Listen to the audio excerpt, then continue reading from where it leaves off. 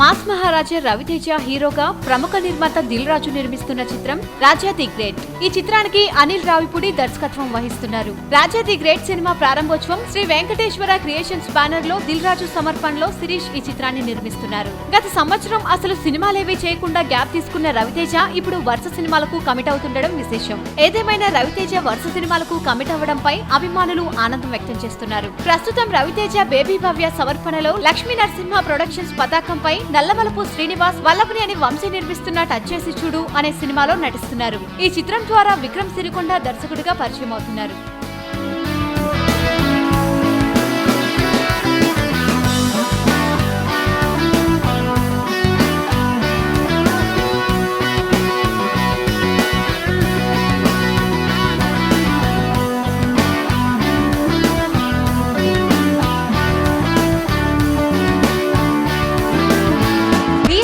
Like కుదిరితే comment పెట్టండి.